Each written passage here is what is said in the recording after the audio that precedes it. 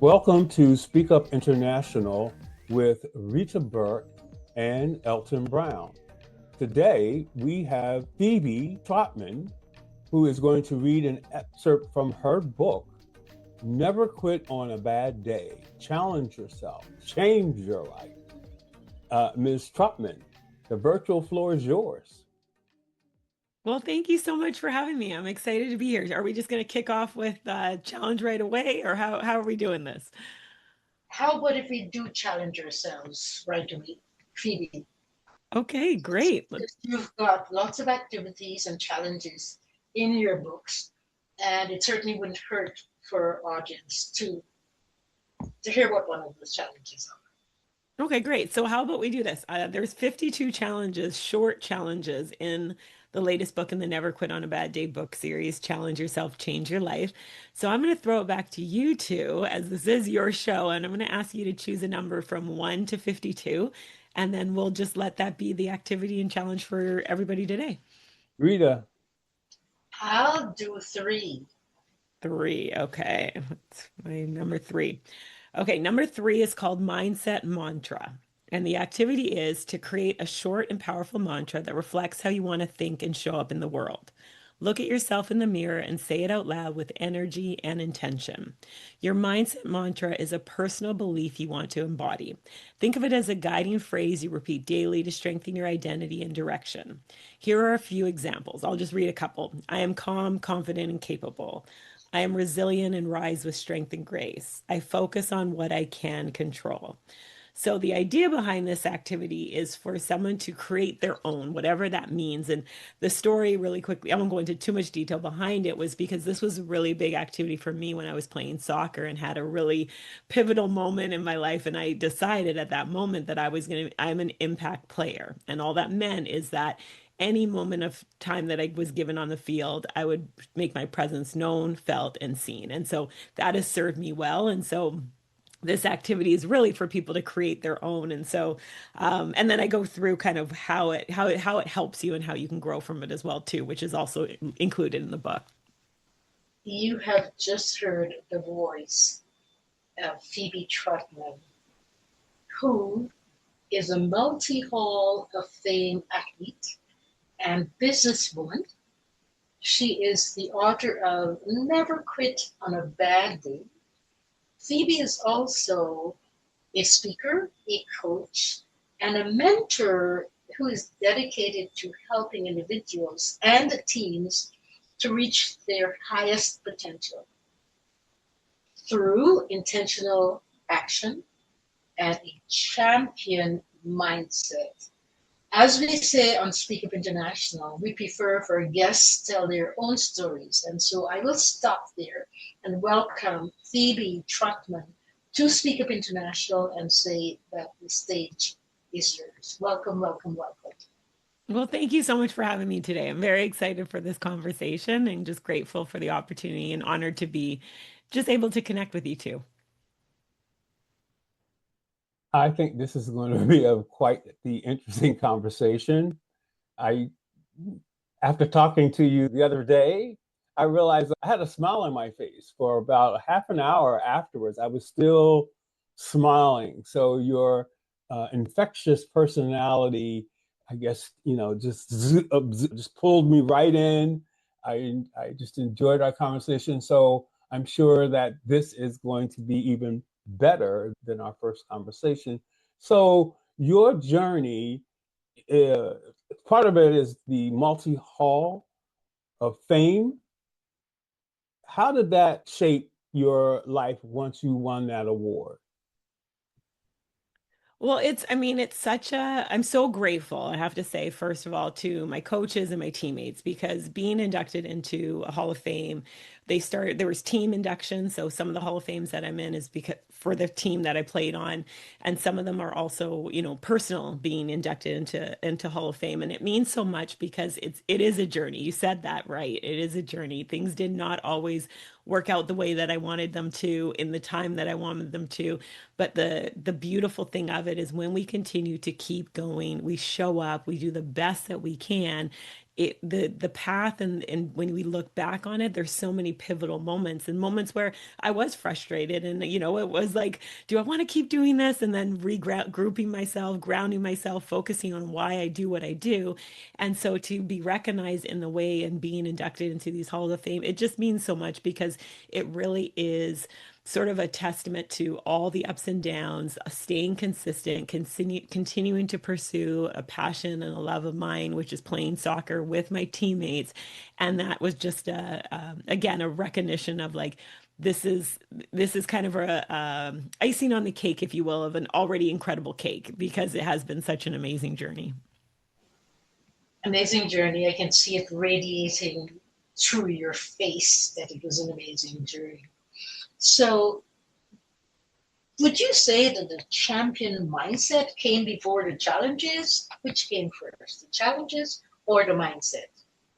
That's a great question. I believe they're together. They're in unison. And the reason I say that is because part of what I believe a champion mindset is navigating those challenges and bouncing back up and moving forward when they happen. And one of the things that I think is so important for to have a champion mindset is to realize that obstacles are part of the journey. They aren't there to stop you. I believe obstacles are there to see how badly you want whatever you're going after.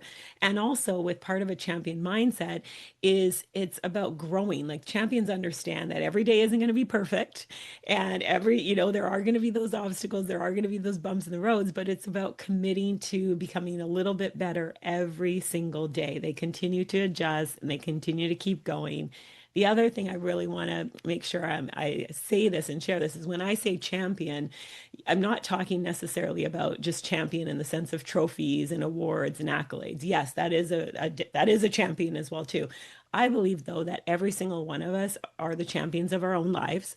We're the champions of our lives because of the choices that we make and how we show up every single day. And so I want people to realize that they are a champion. You're the champion of your life because of the choices that you make. And every single day, we get to choose, how do we want to show up. Every single day, we can choose and commit to becoming just a little bit better than we were yesterday. And that, to me, is what makes us a champion. So I guess we're going to have to make up a song titled Champion. Let's make up an original song. Let's do it. Hey, I'm all for that. And speaking of champions, all champions have to learn or be in a position to be open-minded so that they learn. How did you get comfortable with being uncomfortable, which is part of the learning process? So, and I always say this because I laugh when I say it, because people are like, you enjoy to be uncomfortable. It's not a matter of enjoying it. It's a matter of embracing it, to realize that it helps us become better versions of ourselves. And so getting used to becoming comfortable being uncomfortable is something that I embraced because I knew it would help me grow into the person that I want to be. And again, that comes back to becoming better every single day. And also choosing to put myself in those uncomfortable situations, because I know that that's growth is going to serve me well in the long run. So sometimes it's about stretching ourselves. And there's a quote that I love that Neil Donald Walsh says, life begins at the edge of your comfort zone. And so knowing that and wanting to create and enjoy an incredible life, for me, that means pushing myself just outside of my comfort zone consistently, because the beautiful thing about that is when you continually push yourself outside of your comfort zone expands. So right now, all of us have a comfort zone, and just on the outside of the comfort zone is the growth zone. And when we continue to do things in that growth zone, now our comfort zone is growing. And that, to me, is a sign that I'm getting personally closer to the goals and dreams that I've set out for myself. So every time I step into that growth zone and every time I stretch that comfort zone, I realize I'm doing something that's getting me closer to whatever it is, that the goals and dreams that I have for myself. And I want to encourage, the listeners to think of it that way too, even when it is uncomfortable. Just realize you're taking a step closer to something that you really want to accomplish. Otherwise, you wouldn't feel that uncomfortableness. You'd already have it if it was in your comfort zone. Sounds to me, Phoebe Trotman, as if you are a goal setter and you go after your goals with a passion. At what point in your life did you realize the value, the importance of setting goals. If you can remember, talk to us perhaps about one of the first goals that you set. That's a great, thanks for asking that question, Rita, because one of the first thing that pops in my mind, and I don't remember it vividly, but I know it because my dad used to tell me this all the time. And so I was about like 4 or 5, and he had to move this big dresser, and he was going to wait till one of his friends could come over to help him move it. And I was like, no, Dad, I can do it. I can do it. And he was like, no, because again, I was, 4 or 5, I was young.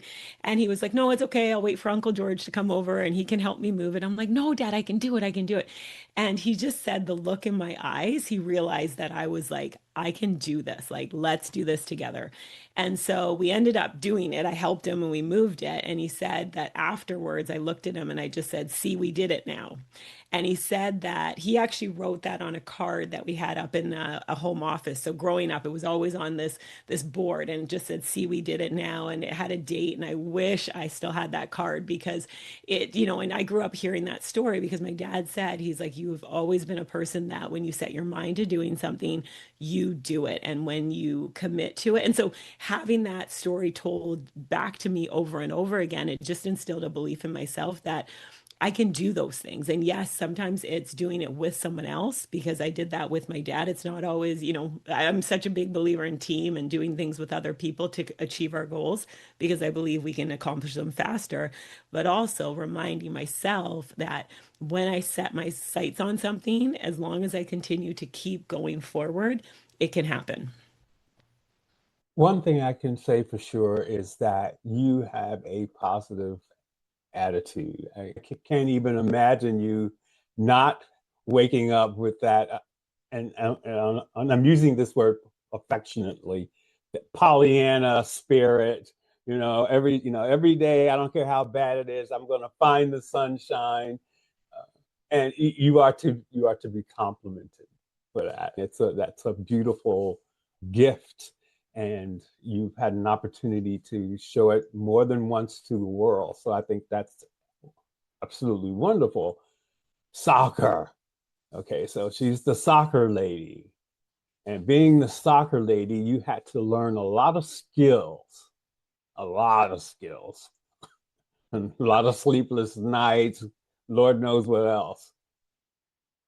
How were you able to take, and what skills were you able to take with you and use in your everyday life? Well, soccer, I believe sports in general is such a great learning ground for life because there are so many lessons that you learn and navigate through as an athlete that transfer over to everyday life in all capacities. And I mean, the biggest one that pops out in my mind is resilience because there's so many moments that in soccer things didn't go the way that I wanted them to go. One of the stories I share in one of the other books in the series, I talk about when I didn't make a team and and I just even talking about it, thinking back to that moment, how much I cried and cried and cried my eyes out because I was devastated. And my parents use, as much as back then I didn't want to hear it, it's such a, again, also pivotal and learning experiences. My parents taught me to control the controllables. They didn't say it in those words. They said, focus on what you can control. The coach's decision's done.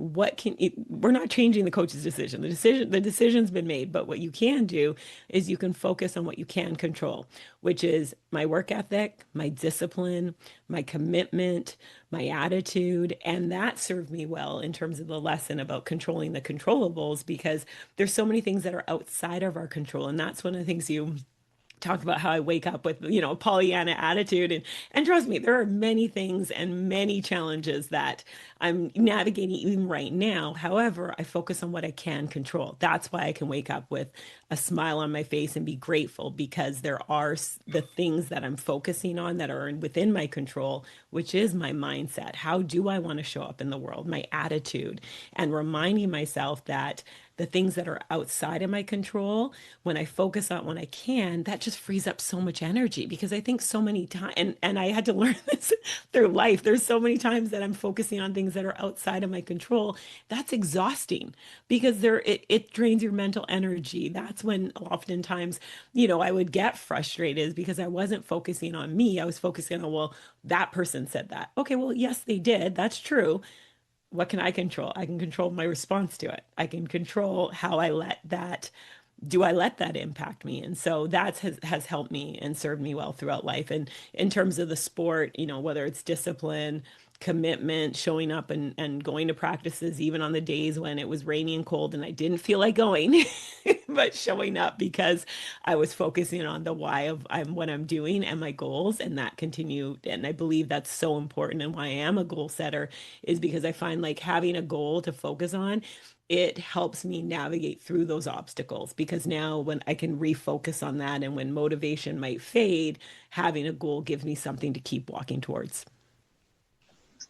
Sounds to me as if your parents, along with parenting, they coached. And today you are a coach of individuals and teams. So this brings me to a question that I like to ask is, what's the best piece of advice that you've ever been given? I know you talked about controlling the controllables. What would you say is the best piece of advice you have ever received or been given? So definitely control the controllables would be top of in that area, the top list for sure. Absolutely. The other thing I would say is to be the best me that I can be. And what does that look like? So be the best Phoebe Trotman that I can be, because that's, again, it ties to control the controllables in terms of I can control that. I can control my attitude, my mindset, how my response to situations that happen. And so my parents just really encouraged me every single day, just be the best you. Focus on that, on this moment right here, because I do think I'm naturally a person who focuses ahead and it's like, well, I want that goal. And even just this morning, I had to remind myself that to just pause and be grateful for where I am right now. Yes, I'm pursuing some goals and working towards them, and I know they will happen with consistency and time. That being said, I'm a person who like I want it now. And I had to remind myself, whoa, whoa, whoa, whoa. Like I coach people on celebrating the small wins along the journey to the big wins. And that even slipped my mind. And I paused and went, wait a second. There's so much right now I can just be celebrate. So let me celebrate that while I'm working towards it. So definitely control the controllables and really being the best me that I can be every single day is some of the best advice, because the other piece, which I just want to touch on, this was so important for a lesson as an athlete because I did find I was getting caught up in other players and how great other players are, and they absolutely are. And it was a reminder, but hold on a second, I'm on this team for a reason. And I share this with a lot of athletes that I coach is like, you're here for a reason. So don't focus on someone else. Again, be the best you can be. What are your strengths that you bring to the team that are uniquely yours? And work on being the best of that you can be. And when we all work on being the best that we can be, then, and we have a common goal, that's where magic happens. Absolutely. And one thing that generates magic is a word that you've used several times, and that's teamwork. How did teamwork in sports prepare you for success in business and mentorship? Teamwork, well, in the sense of team culture, I've been so fortunate that I've played on incredible teams with exceptional team culture. That some that has come from the coach themselves, some that was created within the players, and a mix of both. And so taking those experiences, some that were the positive, some team culture that wasn't necessarily it was a great learning experience, let's call it that, and taking those into creating a positive environment. And that transferred into business in the sense of creating a positive team culture. And one of the ways to do that, it ties back to making sure your team knows that they bring unique strengths to the team. They're there for a reason. And the more that I think we can recognize people on the team, and this applies to sports, this applies to business, this applies to career work environments, and even family environments. When we can recognize everyone's unique strengths, pour into that, appreciate that, let them know they're there for a reason, and to find out, well, what are their individual goals and how can their individual goals tie into the team's greater goal. In sports, okay, the greater goal is a national championship or, championship at the highest level.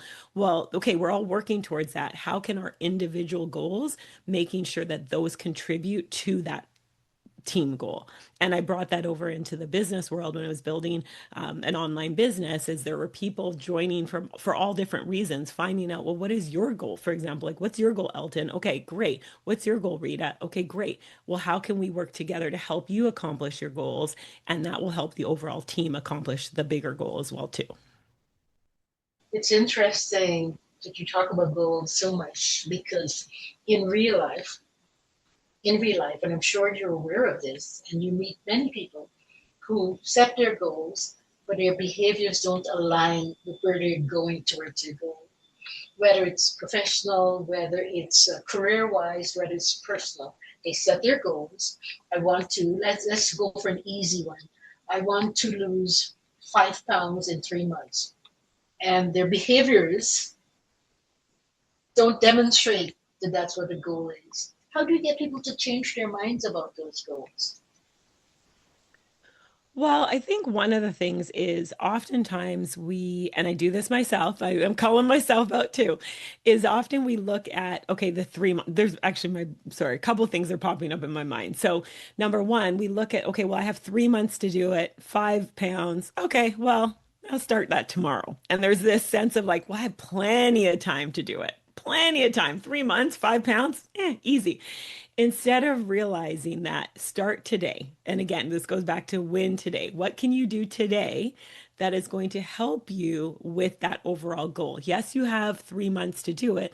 However, it's the little small wins that, as you continue to stack them, that creates the big win. So and it's breaking that down. What does it look like to lose 5 pounds? Well, water. Are you drinking enough water? Win that today. Whatever your water goal is, win it today. Are you exercising? Whatever that looks like for every different person.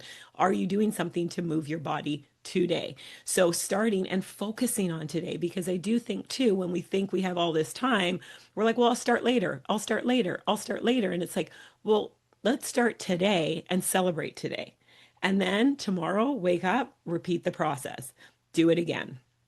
Win the day by water, exercise, whatever, nutrition, all the components, doing that and celebrating that. The other thing I would say with that is, and again, calling myself out because I'm human and we do this, we're all growing and learning, is that when let's say a day happens and you don't do those things, the check marks, and it comes down to breaking that goal into what are, the tasks to help you accomplish it. And let's say the day comes and you go to close your eyes and you're like, oh, I didn't drink my water. And then two things: get up, drink a glass, do something so you can close your eyes, because I believe truly that before you close your eyes every night, be like, yes, I did something to take me closer to my goals. And secondly, release it. You're human. Because also, I think what we do is we beat ourselves up and we sit in the zone of like, oh, well, I didn't, I didn't get all the steps in. Oh, that's it. And then we just fall off the wagon. It's like, okay, you didn't. How can we reframe that? How can we learn from that? Maybe we need to put some more structures in place to make sure that we are prioritizing the water, the movement, the nutrition. Maybe it's now, okay, you know what? I didn't hit it today. Maybe I didn't hit it tomorrow. Okay, maybe I need to hire a coach. Maybe they need some accountability. So really understanding that and putting those structures and systems in place to help you, but also realize that you're human. It's okay if you didn't hit that mark that day. Let it go. Wake up tomorrow. It's a new day, and refocus. You gave a lot of advice a few seconds ago. And would you say that those things fall under the never quit on a bad day? Would that be that type of philosophy that you're giving us right now? It is absolutely, because part of what I feel happens oftentimes is we quit things on those bad days. And bad is relative. I'm going to say that as well. Bad is very relative. It really, everyone has their own version of bad. And what I see as bad, someone else might not, and vice versa. But yes, I feel like what never quit on a bad day is all about is not making those permanent decisions based on temporary emotions. And the example we just talked about in terms of losing the 5 pounds in 3 months, it's okay, so one day might not have gone the way that you initially set out for it to be. That's okay. That doesn't mean drop the whole goal. It just means going, okay, that didn't go as well as I planned. What can I learn from it? Because I'm a big believer in learning from our obstacles, learning from our bumps in the road, learning from it, and then choosing how do you respond to it. So it didn't go your way. Choose how you're going to respond to it. What can you control? And those are all things that are all under never quit on a bad day, because when we look at control the controllables, well, how can you, and then accountability, setting yourself up for success, realizing that obstacles are part of the journey and that's okay. They're not there to stop you. An obstacle doesn't have to be a stop sign. It can be and when I say stop sign, it could be a stop, but it's not a don't keep going. It might just be a little bit of a moment to go, okay, how badly do I want this? And going back to why did you start in the first place? Because if we go back to the example of the 5 pounds in 3 months, why are you doing that? What is the reason behind it? Because when you find a true why, that will drive you to continue to do it and to regroup and refocus, and it'll keep you on that track when you have a strong enough why. And I think that's a big piece of it too, is really finding, and when you're setting a goal, we'll really break it down. Why do you want this goal? How badly do you want it? Why is it important to you? Because when you can uncover that, that will fuel you on the days when you don't feel like doing something. When you revisit that why, that will keep you going as well too. We're talking with a Sports Hall of Fame woman, an athlete, and a businesswoman who currently lives in British Columbia. On Speak Up International, we seek to inform, inspire, and educate. And Phoebe, your story, there's no doubt that it's doing that for us today. We talked a lot. You've been talking about some very important points. I could think of statements such as, you're here for a reason, control the controllables, start with the small ones. You also talked about being your best self. Tell us what your best self looks like, feels like. What's your best self? Well, every day it's getting a little bit better, right? And my for me, one of my life missions is the people that I am blessed to encounter, how can I help add value to their life? And it might just be a smile, it might be a conversation, it might be sharing a story of something I've experienced to help them to pull out a lesson out of it. So I'm a big believer in continuing to learn and grow. And I'm definitely a lifelong learner. I love leadership and personal development. And because of that, and it's served me so well because I have had some very, very tough situations to navigate through. And when I say that, I mean in terms of like both my parents have passed, and both those experiences were some of the hardest, and I'm still navigating that journey because it's a very hard one, and I've lost a lot of loved ones and dreams that didn't happen in the time that I want. It's an ongoing process, and so for me, part of it is how have I learned from those? How have I grown from those? And just wanting to be able to share how did I navigate and how am I continuing to navigate those? And so for me, being the best Phoebe that I can be, it's continuing to show up. It's continuing to show up with a smile, not to say that everything is great, because there are some very tough things again that I'm navigating right now.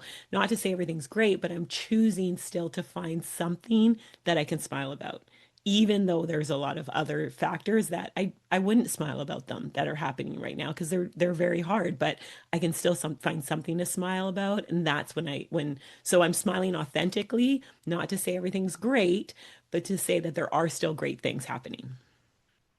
When all of these things happen to us. And I think everyone can remember a time when someone that was very dear to them left. And you feel like a gutted fish when these things happen. So, from your book, what practical tools can someone use to push through these difficult moments? And without giving, the ultimate secret, but how?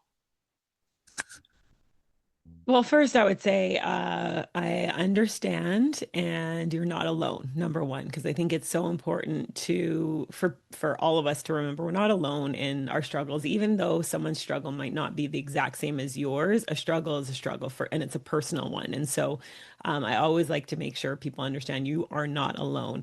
And the reason, part of to answer that question, the reason that these books exist and the reason that I felt on my heart to write them was to share some of that, because how do you navigate through those tough times and those challenges? And in the books there's different stories and suggestions and ways you can, and I just shared that everyone needs to find what works best for them.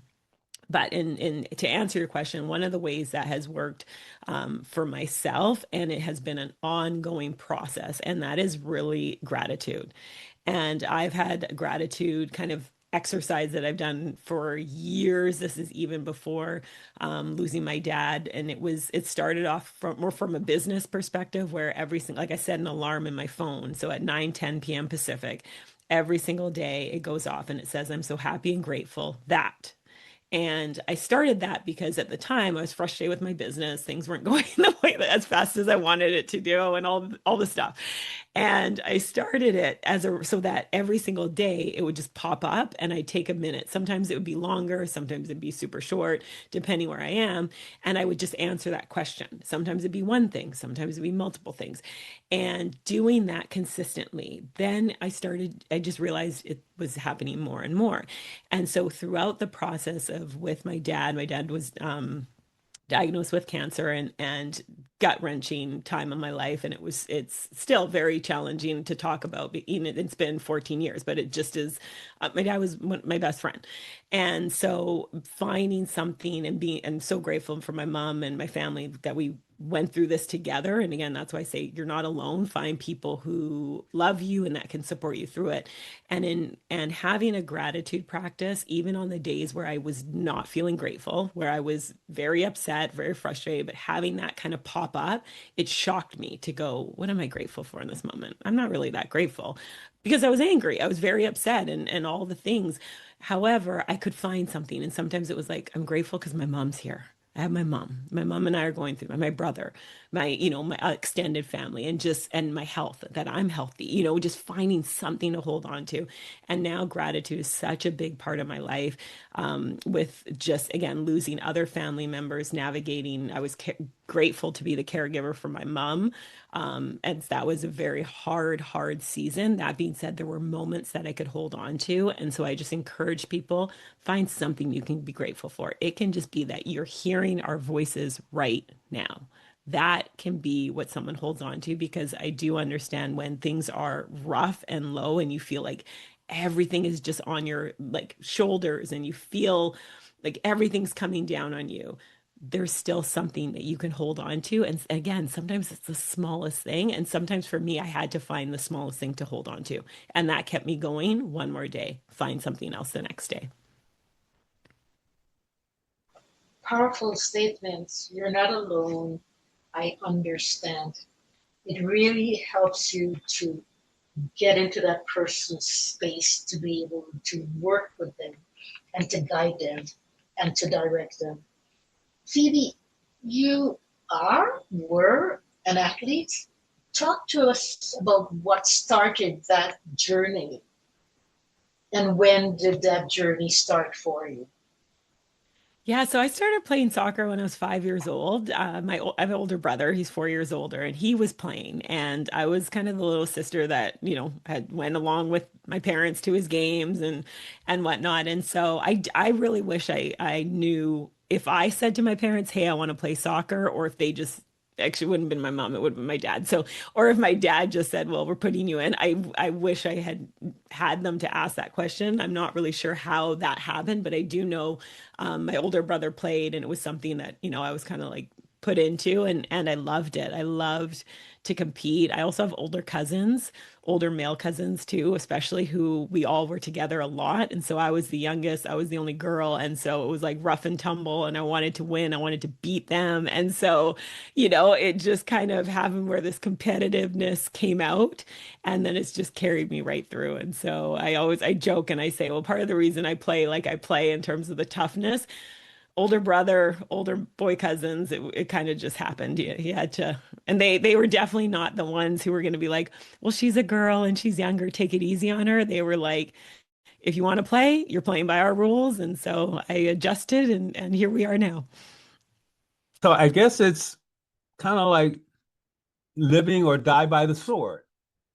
You play the way they want, or you don't. But how do you deal with sharing challenges through your own personal stories and your own personal growth? How do you use that to help people that they're doing everything that they think they can possibly do in order to at least be on the path to get to what it is that they want, and for whatever it's the problem, God help them, it's just not happening. How do you turn that around? I think, well, I would just say that, one thing, I mean, sharing challenges, it's a process. And I definitely was not able to say anything about some of the stuff that I navigated with my dad for years. It wasn't even able to articulate it without breaking down in tears.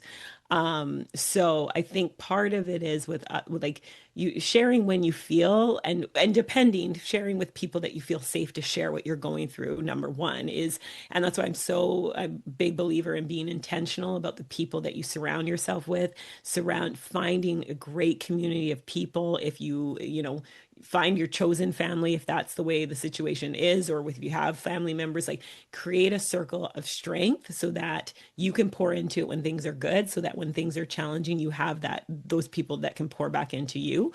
And what I would say to someone is just, again, focus on a small step forward. Oftentimes, I feel like we feel like, well, I want to change everything, and I want to be this brand new person. Okay, great. However, start with something small. It's those like those small growth moments that over time, again, compound into that transformation. Who people see today is because of years and years and years of investing in myself, reading books, attending conferences, learning from people older than me, their wisdom that they were kind enough to share with me. So it's a process. It's such a process. And I think the other part, if we circle back to champion mindset, is champions enjoy the process. They realize that it's transformation doesn't happen overnight. I know we love microwaves. We love being able to pull up our phone and find everything instantaneously. That being said, the growth journey isn't something that's instantaneous. So celebrate the wins along the way and find one little thing that you can start to do to move the needle. And we can go back to, like, a major ship. Like, if you're going in one direction, it's not just going to change in an instant. It's, gradually starting to like turn the steering wheel a little bit and start to move a little bit over here and continue and then continue. And so I just encourage people to find something small that they can do that'll start them on that process. And that's literally, I mean, we started this off by reading one of the activities and challenges in the book. That's why the book is the way it is. It's 52 super short ones, like creating a mindset mantra that can take a minute, really. You can Google one if you're not wanting to create your own. You can Google it. There's examples in the book. But now, if we repeat that over and over and over again, and we start to act in that way, we start to do things that support that mindset mantra, eventually over time, now you stack that with another activity from the book, and another one, and another one, and another one, then you'll start to see that transformation. So start small and celebrate that small step.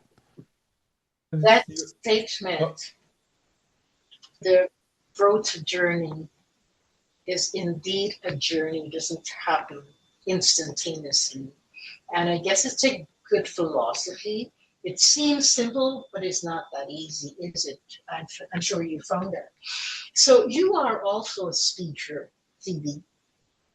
Let's suppose you're asked to address a group of women who are entrepreneurs, businesswomen. What three important points would you want to leave with these women about going into business? What 3 points would you want to leave with them? I would say number one, set goals. Set goals for yourself along your way with your business, whatever that looks like. And when I say set goals, break it down. Like one of the things that I did for years, and it's funny, I have it like right here because I started again, is index cards. And what I would do every single month, I would put the month and the year at the top, and I would pick 3 goals for that month. Now, in saying that, I'd have my annual goal, like what is my big goal? And then I would work backwards into breaking it down. And I'd pick those 3 goals for the month, and then I'd break it down into activities. What are weekly activities to hit the goal? What are daily activities to hit the goal? And so the reason I say that is when you have those goals again, it gives you something to focus on and to move towards. The second thing that ties into the goals is celebrate the activity and the process, not necessarily the outcome right away. And the reason I say that is because, again, I'm that person who wants to hit everything right away. And sometimes, even though we set a goal, it may not, how do I explain this? It might not happen in that time frame. And like some of the goals I would set didn't necessarily happen in the month that I set it in. However, I could celebrate the activity. So as long as I did what I had said as my activity for that day or for that week, as long as I did that, that's what I would celebrate, not necessarily hitting that goal right away in that month, because sometimes it didn't happen. Again, focusing on what I could control, which was my activity. And so I would say that would be the second piece, is to celebrate the activities that you're doing, as long as you're doing the right activities to take you closer to your goals. The other thing I would say is, either third point would be to maybe hire a coach if you're in a position to do that. Find someone who has walked the path that you want to walk on, who can support you. If you're not in a financial position to hire a coach, it's one of the best investments that you can make. But if you're not there yet, find a community. And so if I'm talking to a group of women right now in this and they're there, I'm going to say find someone else who is in a similar situation as you, working towards same goals as you, that you can partner up to be your accountability partner. And hold your accountability partner, hold them to a high standard, and also deliver on that high standard, because it starts with you first. So make sure that you're finding someone who is going to hold you to that high standard, especially if you're serious about being an entrepreneur, because it's not easy. It's not an easy road. There's going to be those obstacles. There's going to be those bumps. Know that going in, and find your why. Why do you want to be an entrepreneur? Because that why has to be so strong to carry you through those valleys, because they will come, and just know they will come. However, if you keep going through them, the person you will grow into is, again, the best version of yourself. You'll continue to grow and learn. I want to thank you so much for having a conversation with us today. I've enjoyed both conversations. Both of them have left me with a smile on my face. See, I'm still smiling. Can't seem to get it to go away. We've talked today to an entrepreneur.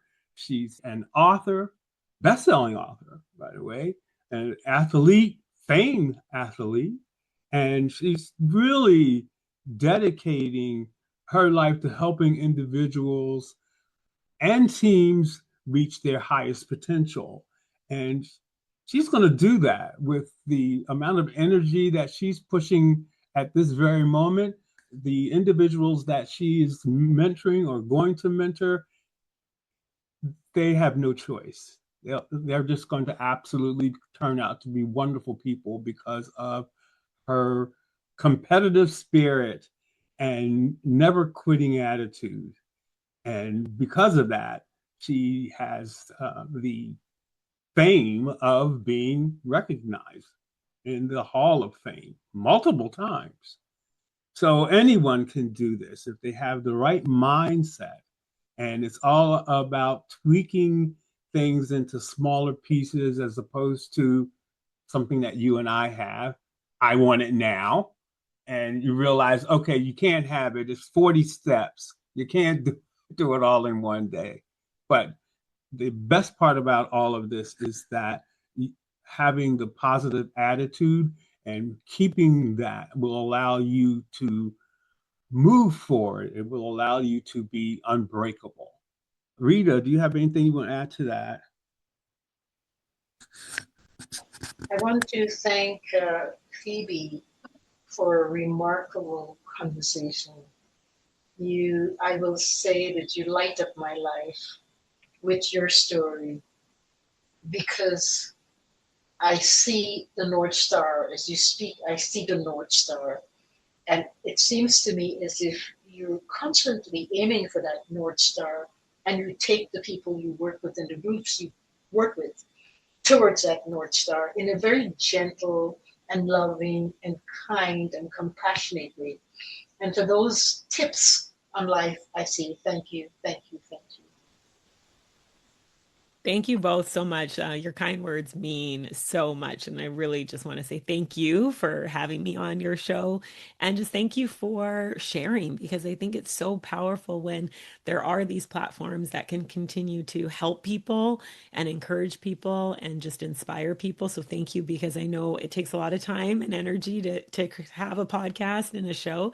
And so thank you both for doing that, because I appreciate it a lot. Thank you for tuning in to Speak Up International. If you wish to contact our guest, Phoebe Trotman, please be prepared to submit your name, your company and or organization name, email address, and the reason why you wish to contact Phoebe Trotman at neverquitonaBadDay.com. Phoebe Trotman has other social media accounts you can use to connect to her that will be listed in the description section on Spotify and other social media platforms. Your voice has the power to inspire, influence, and ignite change. We'd love to hear your story. We invite you to connect to us by sending your message that includes your name, company or organization name, the valuable service you offer to your community, and your email address to info@speakuppodcast.ca. You can also find our new video podcast channel at bit.ly/speakup podcast video.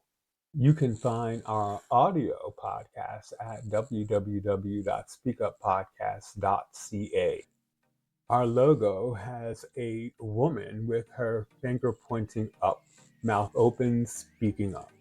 As soon as the website passes inspection, you will be able to gain access to the audio and video versions of each podcast using the following link: www.speakuppodcast.ca. As a member of our Patreon group, you will gain access to a wide range of exciting benefits. We are working on providing you with early access to new episodes and the opportunity to suggest topics or guests for future episodes. Your contribution of $2 or $5 monthly will not only help sustain the continuity of the podcast, but also allow us to enhance the overall enjoyment for our listeners. Help us help you. www.patreon.com/speakup international. Don't miss our next episode. Join us again on Speak Up International, where we aim to inspire, to inform, educate, and entertain you.